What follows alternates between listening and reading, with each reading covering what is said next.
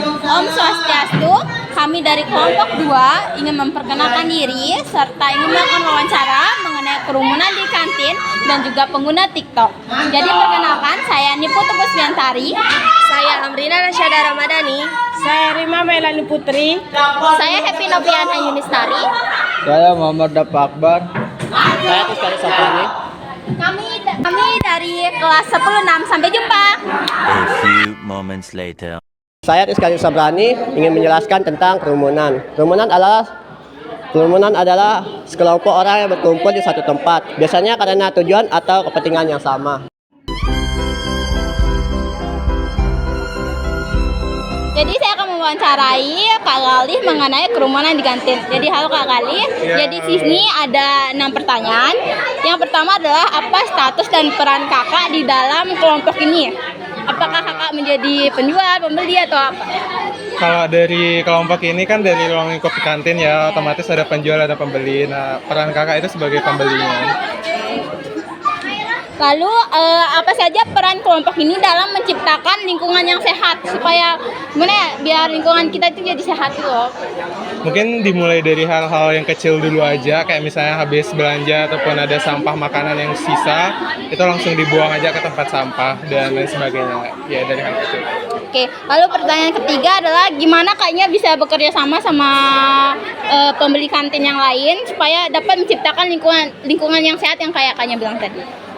Mungkin kalau kerja sama dari lingkup sosial yang kecil dulu ya, mungkin dari teman kita kayak kita sering nasihatin atau lain sebagainya, kayak kamu kalau habis makan langsung buang aja ke tempat sampah. Nah nanti itu kan kayak ada percabangan gitu kan, kalau misalnya nih saya antar sama kamu nih, nanti kamu juga punya teman dan temanmu itu juga punya teman dan sebagainya. Otomatis sih nanti saling kasih tahu kan gimana kayak oh supaya kamu kayak dapat hidup sehat, ya udah berarti harus buang sampah di tempatnya dan juga ya jangan makan makanan yang nggak sehat kayak gitu. Oke, terima kasih. Lalu lanjut, gimana dampak kondisi lingkungan yang sehat terhadap kehidupan masyarakat di sini atau kehidupan di lingkungan sekolah ini? Ya itu implikasinya sangat signifikan sih kalau dari lingkungan sehat, kayak kita jadi kayak lebih rajin lagi buat belajar. Kan kalau misalnya di lingkungan kelas yang kotor nih, pastinya kayak kita nggak nyaman banget kan buat belajar. Otomatis kayak dari sampah sekecil itu pun itu dia punya dampak besar juga buat diri kita dan juga yang lain di sekitar kita. Lalu apa saja tantangan yang dapat dihadapi dalam menjaga lingkungan yang sehat? Tantangan masih banyak yang ngeyel sih ya sebenarnya, gara-gara sampah contohnya kayak masih dibuang sembarangan, kayak masih belum peka lah diri mereka sama yang lainnya itu buat menjaga lingkungan. Lalu pertanyaan terakhir, apa harapan kaknya buat generasi muda di masa depan tentang supaya lingkungan ini tetap sehat? Harapan saya mungkin jadi lebih peka aja ya, terutama dimulai dari diri sendiri dulu. Gimana kalau kita nggak mulai dari diri sendiri, gimana mau merubah ke orang lain gitu kan. Jadi kayak ya udah dimulai dari hal-hal kecil aja, kayak tadi contohnya simple, kayak kamu cuman buang sampah aja di tempatnya. Kayak ini kan udah disediain banyak tong sampah, kayak tinggal kamu naruh, ya udah clear kayak gitu. Oke. Makasih Kak Galih. Makasih banyak.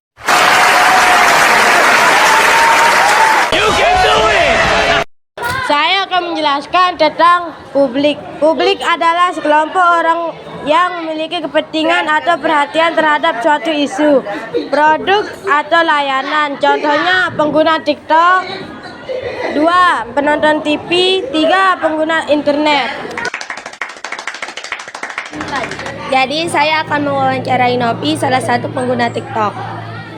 Apa status dan peran Anda dalam kelompok ini? Yang pertama itu sebagai penonton dan sebagai netizen yang melihat konten-konten dari orang-orang.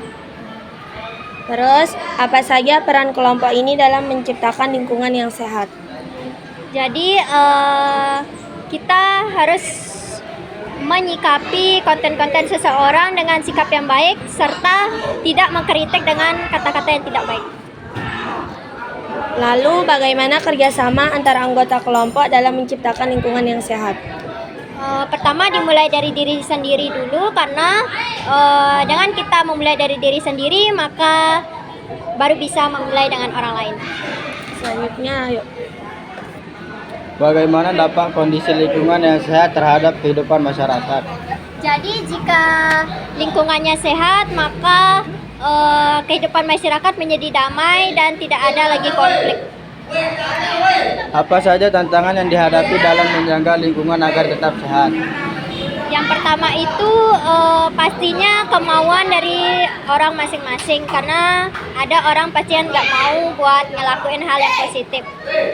Apa harapan Anda untuk lingkungan dan generasi muda di masa depan?